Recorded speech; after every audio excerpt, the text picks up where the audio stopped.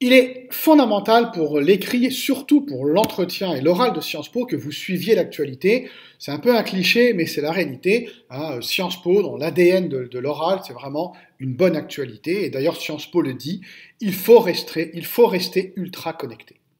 D'accord? Pourquoi?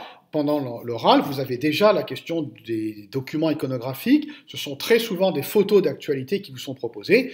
Plus vous suivrez l'actualité, plus vous serez à l'aise pour les commenter, pour en parler et pour éventuellement même reconnaître, par exemple, des dirigeants, des lieux, des endroits, même si ce n'est pas ce qu'on vous demande exactement. Ça, c'est fondamental. Suivre l'actualité, laquelle? Tout d'abord, l'actualité de vos campus. Vous êtes intéressé par le Havre, donc l'Asie, vous devez être capable de savoir ce qui s'est passé récemment au Japon, en Chine, en Inde, par exemple, ou en Corée. De la même manière, Moyen-Orient. Vous devez suivre les pays du Moyen-Orient, les évolutions de ces pays-là, et comme dans toutes les zones, les élections, les conflits, les tensions, les accords, les bons moments quand même, heureusement il n'y a pas que des mauvaises nouvelles, vous devez évidemment savoir en parler. Il faut quand même le connaître de manière un peu profonde.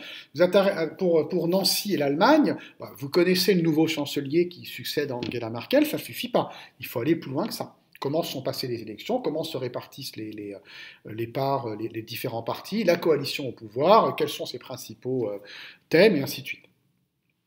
Non pas que vous soyez spécialiste, mais que vous connaissez le sujet, que vous en suivez l'actualité, ce serait ennuyeux sur vos thèmes principaux, sur vos campus, que les jurys soient mieux informés que vous. Également, vous devez suivre l'actualité de ce que j'appelle vos thèmes. Vous dites vous intéresser au journalisme, aux relations internationales, à la finance.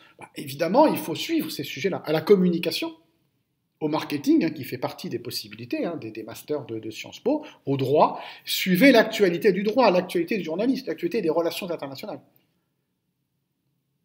Parce que vous dites que ce sujet vous intéresse, vous allez l'amener notamment dans votre présentation, le sujet du journalisme qui est pour vous un centre d'intérêt, il faut savoir en discuter. Par exemple, les problématiques du journalisme, la question des médias numériques, est-ce une opportunité ou une menace, les accords entre Google et Facebook avec les journaux, les fake news, la désaffection des médias traditionnels pour une partie de la population française, la question des robots, les concentrations et les achats dans la presse, en tout cas les journaux et autres sites qui sont achetés, ainsi de suite. Tout ça, vous devez en avoir entendu parler parce que c'est l'actualité.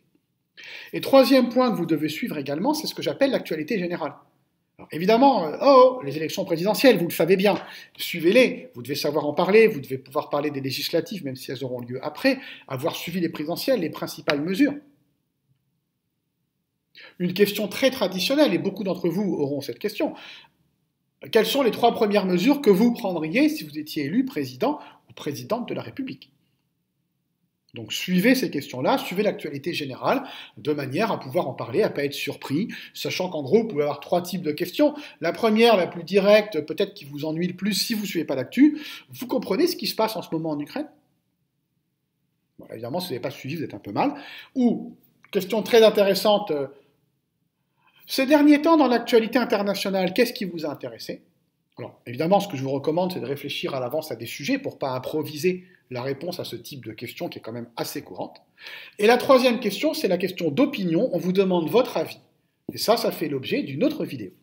On se retrouve tout de suite.